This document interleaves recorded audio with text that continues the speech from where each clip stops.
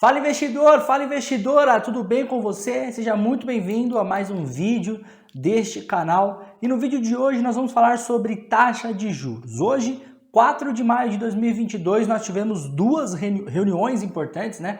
Conhecida como a Super Quarta, que é a reunião do Banco Central aqui no Brasil. E nós tivemos também a reunião do Banco Central americano, lá do Federal Reserve, e aqui do Comitê de Política Monetária, o Copom, para definir a taxa de juros. E já adiantando para você, o Fed aumentou a taxa em 0,5 pontos percentuais. A taxa foi para 0,75 até 1% lá nos Estados Unidos. Eles colocam, né, duas taxas ali, né, de 0,75 até 1%. No Brasil, o Banco Central americano aumentou em 1 ponto percentual, saindo de 11,75 para 12,75. Mas afinal, quais são os efeitos, né, da elevação da taxa de juros nas ações da Bolsa de Valores? Antes da gente ir para o conteúdo, deixa eu te fazer um pedido muito importante para você se inscrever no canal, curtir esse vídeo e também ativar o sininho. Isso é muito importante para que esse conteúdo possa chegar para o maior número de pessoas. Então se inscreve aí, por favor, curte e ativa o sininho para você ver também outros conteúdos do canal, tá certo? Sem mais delongas, bora para o conteúdo. Bom, então como eu já adiantei no início do vídeo, né, nós tivemos aí dois aumentos de juros, tanto aqui na economia interna no Brasil, como também na maior economia do mundo, nos Estados Unidos, né? E os juros, eles estão subindo, os bancos centrais estão subindo os juros por causa de um problema que está acontecendo no globo, né, no mundo todo, que é um probleminha que já incomodou muito o Brasil, né? Eu não vou lembrar, é óbvio, né? Não era nascido, mas a minha avó lembra, minha mãe talvez lembre um pouco, e você talvez que está me assistindo possa lembrar ou já ouviu falar ali da época da inflação, onde os preços eram remarcados diariamente. Nós não estamos vivendo essa mesma condição de preços sendo remarcados aí nas gôndolas dos mercados dentro do mesmo dia, né? Só que a gente está vendo uma pressão inflacionária muito grande, tanto no Brasil quanto nos Estados Unidos. É difícil a gente achar informação nos Estados Unidos que mostrem, né, essa inflação lá, mas se você acompanhar pessoas, até brasileiros que vivem lá aí no TikTok, em outras redes sociais, Instagram, você percebe que eles mesmos estão reclamando, né, de preço do petróleo, a própria alimentação tá cara, e no Brasil a gente mesmo vai no mercado e vê como tá muito caro as coisas, né? Aliás, hoje eu fiz compra pra minha casa e vou te falar, hein? Doeu no meu peito, doeu muito no meu peito. Mas vamos lá. O mercado tá caro, tá absurdo, inflação. E por que tá causando essa inflação aí no mundo todo, no globo? Bom, basicamente por conta da pandemia da Covid-19. Então, a pandemia, ela atrapalhou a linha de produção, a cadeia, né, de suprimentos global, né? Então, muitas coisas estão faltando, né? A gente vê peças de automóveis faltando, a gente vê próprio alimento faltando nos países, né? Aí, além da pandemia, nós tivemos problemas em lavouras, né? Eu mesmo amo um café. Você gosta de tomar café? Eu amo tomar um café, mas o café tá muito caro no Brasil. Se a gente for comprar café que vende em supermercado normal, um pilão, que é o mais conhecido, né? Tá R$21 aqui onde eu moro, eu consigo encontrar por R$19,50, R$20. Então tá muito caro, né? Arroz, feijão, a cesta básica tá muito cara, e tudo isso influenciado aí por essa cadeia de suprimento global que foi duramente prejudicada durante essa pandemia. Eu lembro quando eu trabalhava na casa de análise, que eu trabalhei recentemente, na Empíricos, eu lembro que a gente teve uma reunião uma vez com um diretor de uma grande loja varejista de moda, né? E ele falando sobre os containers de tecido, né? Ou seja, as pessoas, eles compravam containers que vinham da China e de outros países de tecido para produzir as peças, camisetas e tudo mais. E eles pagavam lá $500, por exemplo, num container inteiro de tecido. E no meio da pandemia, quando começou a pandemia e se estendeu ali, né, em 2020, 2021 e agora vem se estendendo um pouco em 2022, principalmente na China, esse preço, o container foi para $5.000, né? Então foi uma alta muito relevante, né, de preço, de 500 para $5.000, e isso consequentemente afeta o investidor tanto nos seus investimentos e também os consumidores nas lojas, tá certo? E onde que entra o aumento dos juros nisso tudo?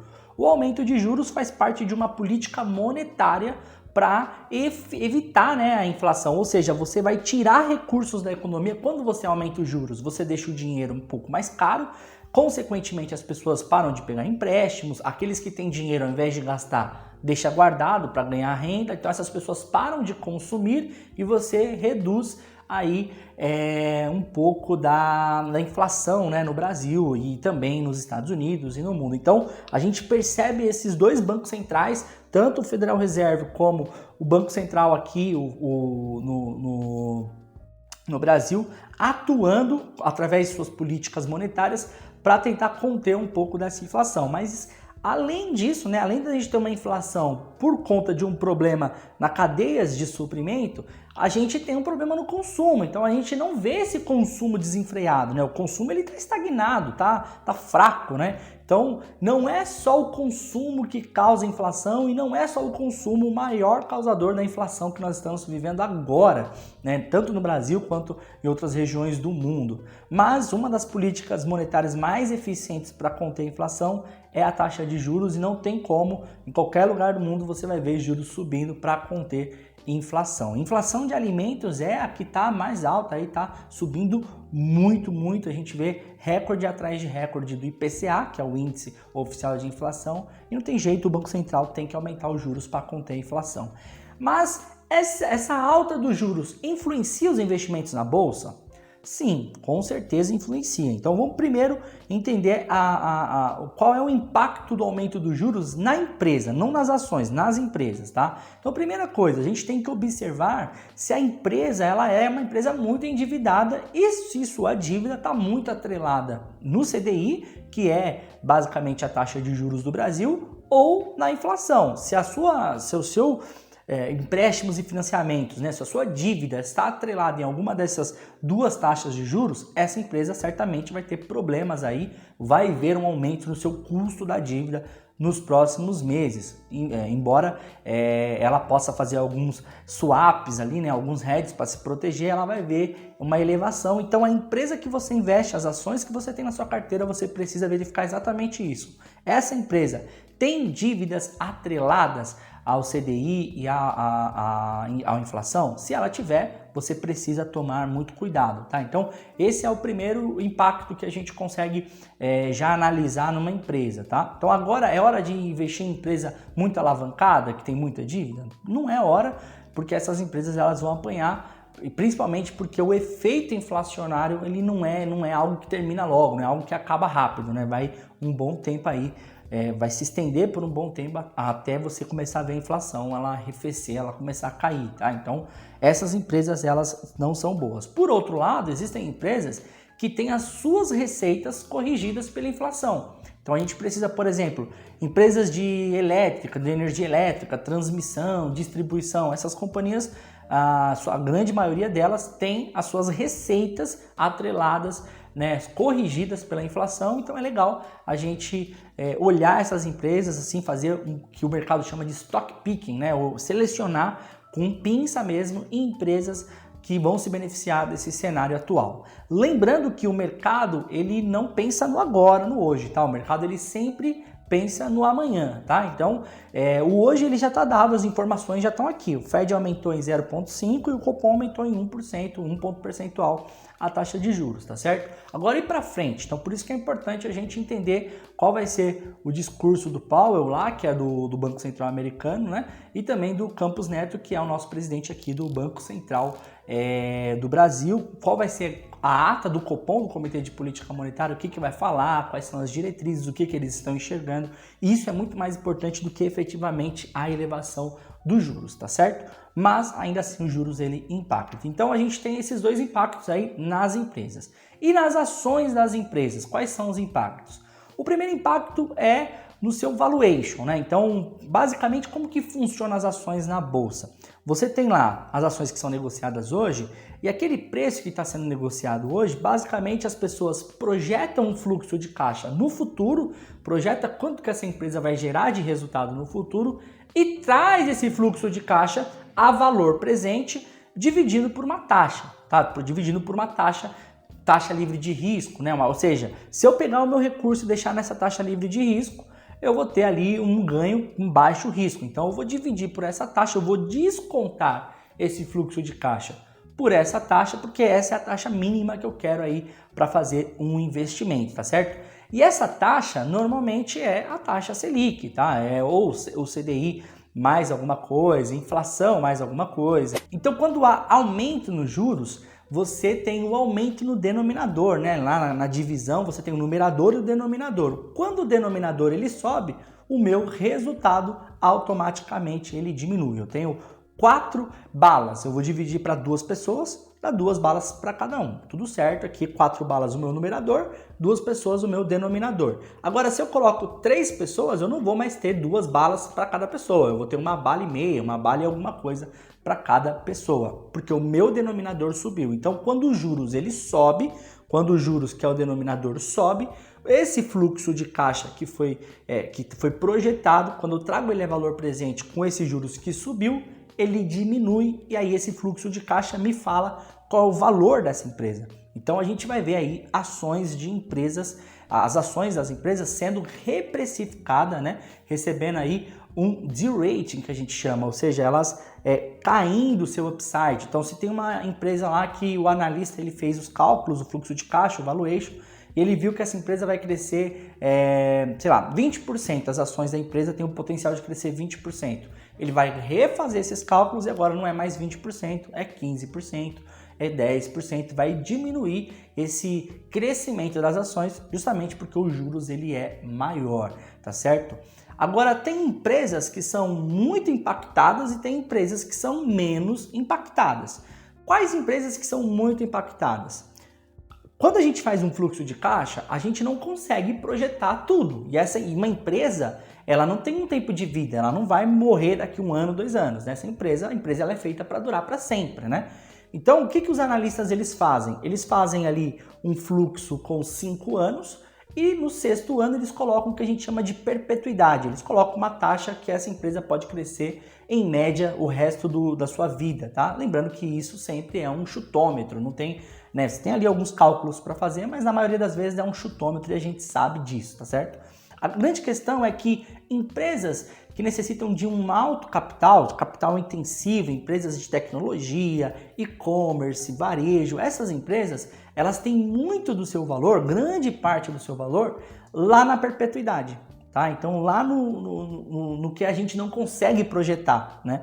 Como esse valor está muito na perpetuidade, esse é o valor que vai ser muito mais impactado, porque ele está muito lá na frente. Então, esse último valor eu vou trazer a valor presente na perpetuidade, vou aumentar os juros e aí esse valor vai fazer com que o valor da minha empresa atual, né, o valuation atual da empresa caia muito, tá? Então, empresas que têm muito valor na perpetuidade lá na frente, elas sofrem mais. Então, por isso que você está vendo Magalu caindo muito, empresas de tecnologia caindo muito, porque essas empresas, né, Via Varejo, porque essas empresas são consideradas ali, né, principalmente Via Varejo e Magalu, elas são consideradas um misto de tecnologia e um misto de e-commerce, de varejo, né? Mas tem muito de tecnologia ali dentro, muitos dos seus projetos são projetos para o futuro e o valor desses projetos estão no futuro, e aí dessa maneira essas empresas acabam sofrendo mais. Por outro lado, companhias como bancos, seguros,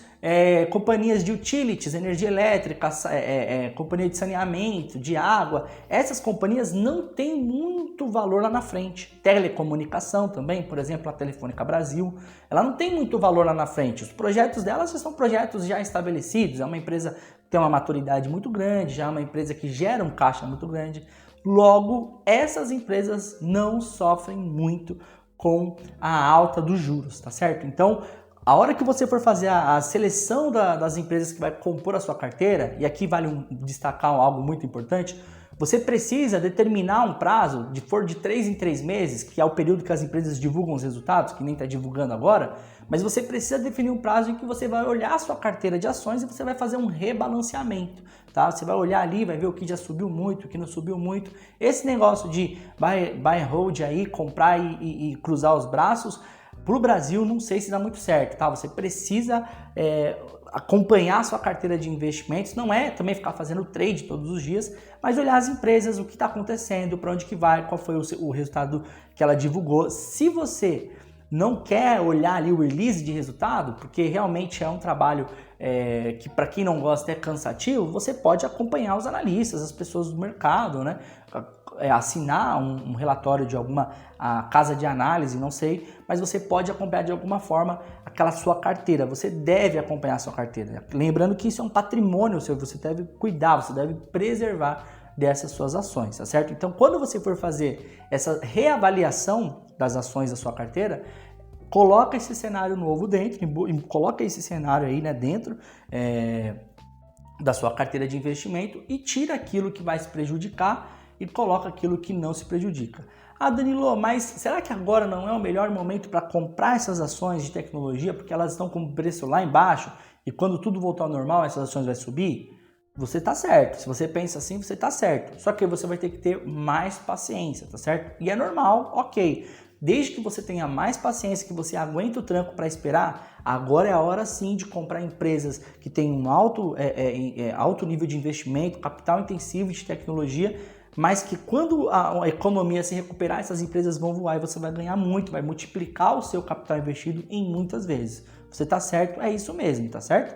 Mas você vai precisar ter um pouco mais de paciência, tá bom? Se você quer aproveitar as oportunidades de médio prazo, agora busque empresas que têm as suas receitas corrigidas pelo IPCA, pela inflação ou pelo CDI, empresas que têm uma dívida líquida, né? Principalmente aquele indicador dívida líquida EBITDA baixa, tá? Um nível baixo de endividamento, porque normalmente o endividamento é sim atrelado à taxa de juros e à inflação, tá certo? Bom, esse é um novo cenário que a gente está vivendo, a gente vai ver a bolsa cair mais sim por conta desse cenário, mas a gente tem que prestar muito mais atenção no que eles estão falando e, como diz o Peter Lynch, o melhor analista que existe no mundo é você mesmo. Então, porque você que vai no mercado, você que vai na padaria, você que vai comprar o pão, você que vai comprar a carne, você que sabe como que tá as condições próximas aí a você, e isso é um ótimo ponto de referência, tá?